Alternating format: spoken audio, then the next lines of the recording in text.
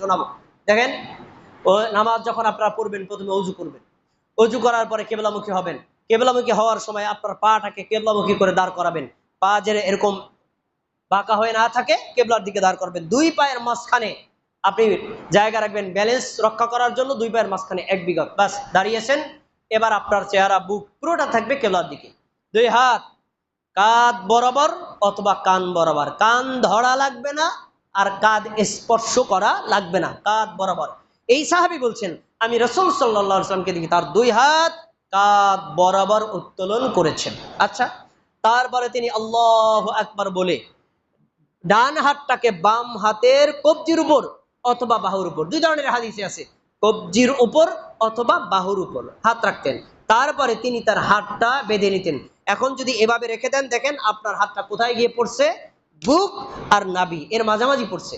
আর এভাবে যদি রাখেন, আরেকটা হাদিস আবু দাউদে স্পষ্ট আছে, রাসূল সাল্লাল্লাহু আলাইহি ওয়াসাল্লাম বুকের উপর বাসে হাত এভাবে রাখলেন। তারপরে তিনি সানা পড়তেন। আমরা যে সানাটা পড়ি, সুবহানাকাল্লাহুম্মা ওয়া বিহামদিকা ফাতাবারাকা ইসমুকা ওয়া তাআলা জাদ্দুকা ওয়া লা ইলাহা গায়রুক। আমরা শুধু একটা সানা জানি, কিন্তু আরো প্রায় 6 থেকে 7টা সানা আছে আমাদের নবী বিভিন্ন সময় পড়তেন। একটা সানা খুবই ভালো, সেটা হলো আল্লাহুম্মা বাঈদ বাইনি ওয়া বাইনা খাতায়ায়া কামা বা'আদতা বাইনাল মাশরিকি ওয়াল মাগরিব, আল্লাহুম্মা নাক্কিনি মিনাল খাতায়া কামা ইউনাক্কাস সাওবুল আবিয়াদু মিনাদ দানাস। এই সানাটা আমাদের নবী পড়তেন। আচ্ছা, পড়লেন, পড়া শেষ। এবার আপনি কি পড়বেন? আউযু বিল্লাহি মিনাশ শাইতানির রাজিম, তাই না? কিন্তু আমাদের নবীর হাদিসে এরকম উল্লেখ করা আছে, আউযু বিল্লাহিস সামিউল আলিম মিনাশ শাইতানির রাজিম মিন হামজিহি ওয়া নাফখিহি ওয়া নাফসি, এটা পড়তেন। আচ্ছা, পড়লেন। তারপরে বিসমিল্লাহির রহমানির রহিম, বিসমিল্লাহ বললেন। এরপরে সূরাতুল ফাতিহা পড়বেন। প্রত্যেকটা আয়াতের পর পর থামবেন, একসাথে পড়া যাবে না। আলহামদুলিল্লাহি রাব্বিল আলামিন, থামবেন। আর রহমানির রহিম, থামবেন। মালিকি ইয়াউমিদ্দিন, থামবেন। প্রত্যেক আয়াতের পর পর থামবেন। থামলেন, পুরা সূরা পড়লেন। পড়া শেষ হয়ে পরে রাসূল সাল্লাল্লাহু আলাইহি ওয়াসাল্লামের সাহাবীরা বলছেন, আল্লাহ রাসূল সাল্লাল্লাহু আলাইহি ওয়াসাল্লাম গায়রিল মাগদুবি আলাইহিম ওয়া লান বলে দাল্লিন বলার পরে আমিন বলতেন। ও রাফা বিহা সাউতাহু ও জাহারা বি আমিন। আল্লাহর নবী যখন আমিন বলতেন, তার আমিনটা সাহাবীরা শুনতেন। আস্তে পড়তেন না জোরে পড়তেন? জোরে বলতেন, জোরে বলতেন। আচ্ছা, আমিন বললেন। আমিন বলার পরে যখন আপনি অন্য সূরার মাঝখান থেকে শুরু করবেন, তখন আউযু বিল্লাহি মিনাশ শাইতানির রাজিম। যখন সূরার শুরু থেকে শুরু করবেন, ধরেন আলাম তারা কাইফা ওয়ালা পড়বেন, তখন বিসমিল্লাহির রহমানির রহিম পুরো পড়লেন। পড়া শেষ। এবার আপনি কোথায় যাবেন? রুকুতে। রুকুতে যাওয়ার কথা এই আবু হুমায়দ সাঈদী বলছেন, রাসূল সাল্লাল্লাহু আলাইহি ওয়াসাল্লাম যখন এই রুকুতে যেতেন, যাওয়ার সময় এই যে দুই হাত আবার কাঁধ বরাবর উঠাতেন, উঠিয়ে আল্লাহু আকবার বলে রুকুতে যেতেন। তার মানে তাকবীরে তাহরিমার সময় তিনি দুই হাত কাঁধ বরাবর তুলেছেন, আবার রুকুতে যাওয়ার আগেও দুই হাত কাঁধ বরাবর তুলেছেন। এই রফুল ইয়াদান করা আমাদের নবীজির সুন্নাত। বাইহাকিতে উল্লেখ করা আছে, রাসূল সাল্লাল্লাহু আলাইহি ওয়াসাল্লামের একটা হাদিস আছে, একবার রফুল ইয়াদান করে 10টা নেকি পাওয়া যায়। 4 রাকাত নামাজে 10 জায়গায় রফুল ইয়াদান করে, তার মানে 10 কে 10 দিয়ে গুণ করলে 100 নেকি হয়। যদি আপনি রফুল ইয়াদান করেন, 100 নেকি বাড়বে, না করেন 100 নেকি কমে যাবে। আচ্ছা, রফুল ইয়াদান করে তিনি রুকুতে গেলেন। এবার রুকুর বর্ণনা শোনেন। রুকুতে যখন যিনি যেতেন, তখন তার মাথা, পিঠ, মাজা সমান বরাবর হতো। উপরে যদি একটা প্লেট রেখে দেওয়া হয়, প্লেটটা পড়ে যেত না, মানে কি একদম সমান বরাবর। দুই হাত সোজা থাকবে, দুই হাত দিয়ে হাঁটুটা এইভাবে শক্ত করে ধরতেন। তারপরে তিনি দৃষ্টিটাকে সিজদার স্থানে রাখতেন। এরপরে শান্তশিষ্টভাবে তিনি বলতেন, সুবহানা রাব্বিয়াল আযীম, সুবহানা রাব্বিয়াল আযীম। আমরা তাড়াহুড়ো করি না, সুবহানাল্লাহিল আযীম, সুবহানাল্লাহিল আযীম, সুবহানাল্লাহিল আযীম, না, শান্তশিষ্টভাবে তিনি তাসবিহ পড়তেন। আচ্ছা, তাসবিহ পড়লেন। তারপরে তিনি রুকু থেকে উঠলেন। রুকু থেকে ওঠার সময় যে তিনি এভাবে রুকু থেকে উঠছেন, সামি আল্লাহু লিমান হামিদা বলতে বলতে উঠছেন। আমরা ওঠা পর্যন্ত আবার চলে যাই, কিন্তু দাঁড়ানোর পরে কিছু বলতে হয় না, কি হয় না? আমাদের দেশের আলেমরাও বলে না, সাধারণ লোকেও বলে না। দাঁড়ানোর পরে বলতে হবে রব্বানা লাকাল হামদ, অথবা রব্বানা ওয়া লাকাল হামদ, অথবা বলতে হবে রব্বানা ওয়া লাকাল হামদ হামদান কাসীরান তাইয়িবান মুবারাকান ফি। আরো বড় দোয়া আছে, এই তাহমিদ ইমামও পড়বে, মুক্তাদিরও পড়বে, নারী হলেও পড়বে, পুরুষ হলেও পড়বে, এটা পড়বে। আর যখন রুকু থেকে উঠলো, তখন আবার দুই হাত কাঁধ বরাবর উঠাবে, রফুল ইয়াদান করবে। আমাদের নবী করতেন। এই আবু হুমায়দ সাঈদী রাদিয়াল্লাহু তাআলা আনহু তিনি বলছেন, আচ্ছা, আমরা রুকু থেকে উঠলাম, এবার আবার সেজদায় চলে যাব। সেজদায় যাওয়ার সময় প্রথমে 2 হাত জমিনের উপরে, তারপরে 2 হাঁটু জমিনের উপরে, এরপরে নাক জমিনের উপরে, তারপরে কপাল জমিনের উপরে। এই 8টি অঙ্গ জমিনের সাথে মিলানো থাকবে, আর বাকি অঙ্গগুলো আপনার জমিন থেকে আলাদা থাকবে। এই বুক আর পেট ইসের উরুর সাথে মিলবে না, ফাঁকা থাকবে। 2 হাতের এই কনু ফাঁকা থাকবে। নারীর জন্য এই বিধান, পুরুষের জন্য এই বিধান, একেবারে একই নিয়মে সালাত আদায় করতে হবে। আমাদের নবী বলেছেন, আল্লাহ আমাকে 8টি অঙ্গে সাজদা করতে বলেছেন। নাক আর কপাল, 2 হাত, 2 হাঁটু আর 2 পায়ের আঙ্গুল জমিনের সাথে মিলানো থাকবে।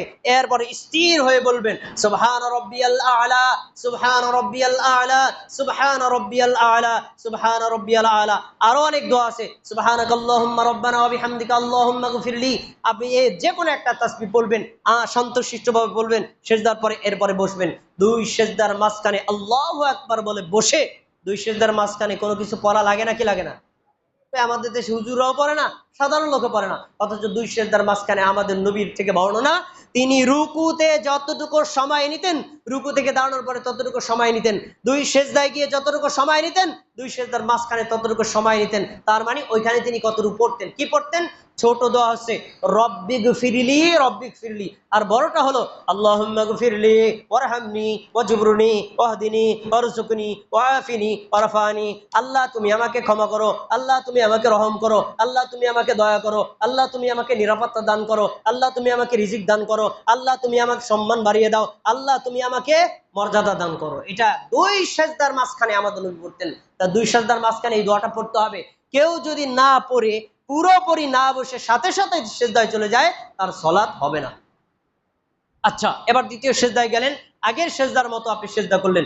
এবার সেজদা থেকে যখন দাঁড়াবেন না, আমরা তো এক টানা দাঁড়ায় যাই, কিন্তু না, নবী সাল্লাল্লাহু আলাইহি ওয়াসাল্লাম 1 রাকাত শেষ করে দ্বিতীয় রাকাতে দাঁড়ানোর সময়, 3 রাকাত শেষ করে চতুর্থ রাকাত দাঁড়ানোর সময় সোজা দাঁড়িয়ে যেতেন না, বরং আগে একটু বসতেন। এটাকে বলা হয় জালসাতুল ইস্তিরাহাত, বিশ্রামের বৈঠক।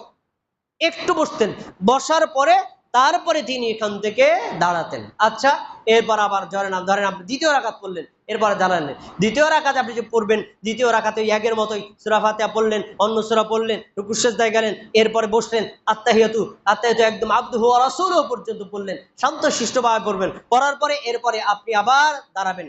এই দাঁড়ানোর সময় আমাদের নবীর ওই যে সাহাবী বলছেন যে, আমি দেখেছি 2 রাকাতে আত্তাহিয়াতু শেষ করে তৃতীয় রাকাতে দাঁড়ানোর সময় আমাদের নবী আবার রফুল ইয়াদাইন করতেন। এই যে রফুল ইয়াদাইন আরেকবার করলেন, বাস। এরপরে আবার অন্য আগের মতোই সূরা ফাতিহা পরে, অন্য সূরা পড়ে, তারপরে সিজদায় চলে গেলেন। তৃতীয় রাকাত হলো, তারপরে আরেক রাকাত পড়লেন, চতুর্থ রাকাত হলো, এরপরে তিনি বসলেন। একটু খেয়াল করে শুনতে হবে, যদি নামাজ 4 রাকাত বিশিষ্ট হয়, 3 রাকাত বিশিষ্ট হয়, আমরা 2টা বৈঠক করি। প্রথমে বৈঠকে বসার নিয়ম হলো, আপনি যখন বসবেন বাম পাটা বিছিয়ে দিবেন, বাম পায়ের পাতার উপর আপনার পাছা থাকবে, এবং ডান পায়ের আঙ্গুলটা এভাবে খাড়া করে দিবেন, খাড়া করে দিয়ে তারপরে বসবেন। এবং বসার সময় আপনার বাম হাতটা বাম হাঁটুর উপর অথবা বাম উরুর উপর থাকবে, আঙ্গুলগুলো কেবলার দিকে থাকবে। ডান হাতটা ডান হাঁটুর উপর অথবা ডান উরুর উপর থাকবে।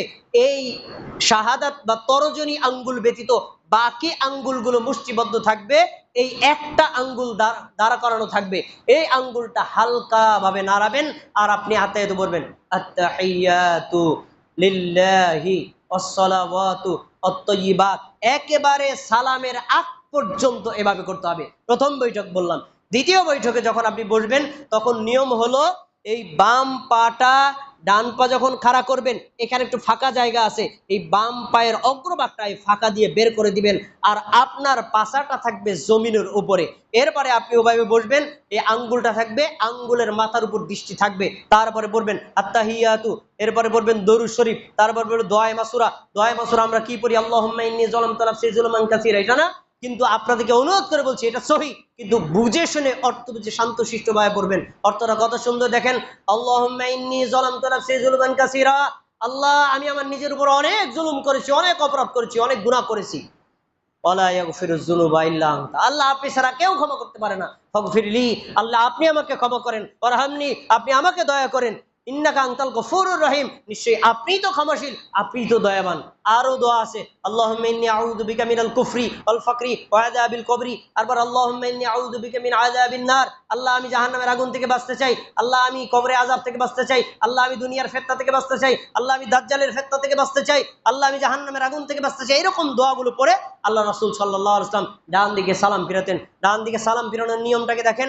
আপনি এভাবে স্বাভাবিক থাকবেন, এভাবে যে বাবা আছেন আসসালামু আলাইকুম ওয়া রাহমাতুল্লাহ, যখন ডান দিকে সালাম ফিরাবেন, ডান দিকে মানুষ থাকলে তাদের দিকে তাকাবেন, মানুষ না থাকলে স্বাভাবিক তাকাবেন। এরপরে বাম দিকে আসসালামু আলাইকুম ওয়া রাহমাতুল্লাহি ওয়া বারাকাতুহু, বাম দিকে মানুষ থাকলে তাদের উদ্দেশ্য করে তাদের দিকে ফিরে সালাম ফিরাবেন। দুই দিকে সালাম ফিরাবেন। ইমাম দুই দিকে সালাম ফিরানোর পরে মুক্তাদিরা সালাম ডান দিকে শুরু করবে। সালাম ফিরানোর শেষ জামাতের সাথে সালাত আদায় করলে ইমাম তার নিয়ম হলো মুসল্লিদের দিকে ফিরে বসে ডান হাত খুলে তারপরে সবাইকে দেখিয়ে জিকির আজকার করবেন। 33 বার সুবহানাল্লাহ, 33 বার আলহামদুলিল্লাহ, 33 বার আল্লাহু আকবার, 10 বার সুবহানাল্লাহ, 10 বার আলহামদুলিল্লাহ, 10 বার আল্লাহু আকবার, অথবা 33 বার সুবহানাল্লাহ, 33 বার আলহামদুলিল্লাহ, 33 বার আল্লাহু আকবার, 34 বার আল্লাহু আকবার। এই জিকিরগুলো করবেন, মুসল্লিরাও করবেন। জিকিরগুলো করা শেষ, আয়াতুল কুরসি, সূরা ফালাক, নাস, অন্যান্য জিকির আজকার করা শেষ। এবার মুক্তাদি তার সুন্নাত আলাদা পড়বেন, ইমাম তার সুন্নাত আলাদা পড়বেন। সব সালাত শেষ। এবার ইমাম যদি চায় একা একা হাত তুলে দোয়া করতে পারেন, মুক্তাদি যদি চায় হাত তুলে একা একা দোয়া করতে পারেন। কিন্তু ফরজ সালাতের পরে ইমাম আর মুক্তাদি সম্মিলিতভাবে আমাদের নবী কোনোদিন হাত তুলে দোয়া করেন নাই, সাহাবীরা করেন নাই, অতএব হাত তুলে দোয়া করা যাবে না, বরং যার যার মতো করে দোয়া এবং তাসবিহগুলো পড়তে হবে। এটাই হলো সঠিক সুন্নাত। এই কথাগুলো যখন বললেন, বলা শেষ। দেখি আপনাদের মনে আছে কিনা, এই হাদিসের বর্ণনাকারী আবু হুমায়দ সাঈদী যখন বলছেন উপস্থিত কয়জন সাহাবী? কয়জন সাহাবী? 10 জন সাহাবী বলছেন ক্বালু সাদাকাতা হাকাযা কানা ইউসাল্লিন নবী সাল্লাল্লাহু আলাইহি সাল্লাম। ভাই আপনি সঠিক বলেছেন, আমরাও দেখেছি আমাদের নবী এভাবেই নামাজ পড়তেন। বলেন সুবহানাল্লাহ। আজকে আমি আপনাদের যে নামাজের নিয়মটা বললাম, এটা আমার তরিকা না, পীরের তরিকা না, বুজুর্গের তরিকা না, একমাত্র নবী মুহাম্মদ সাল্লাল্লাহু আলাইহি ওয়াসাল্লামের তরিকা। যেই নবী মুহাম্মদ সাল্লাল্লাহু আলাইহি ওয়াসাল্লাম যদি আপনাকে সুপারিশ না করে, আপনি জান্নাতে যেতে পারবেন না, জাহান্নাম থেকে মুক্তি পাবেন না। ওই নবী এভাবে নামাজ পড়ছেন, আপনাকে পড়তে হবে, আপনার সন্তানকে পড়তে হবে, আপনার স্ত্রীকে পড়তে হবে, আমাদের সমাজের সবাইকে এভাবেই পড়তে হবে। নবীর তরিকার বাইরে নামাজ পড়লে ওই নামাজ আল্লাহর দরবারে কবুল হবে না। আল্লাহ রাব্বুল আলামিন আমাদের সবাইকে রাসূলুল্লাহ সাল্লাল্লাহু আলাইহি ওয়াসাল্লামকে কপি করে যাবতীয় ইবাদত করার তৌফিক দান করুন।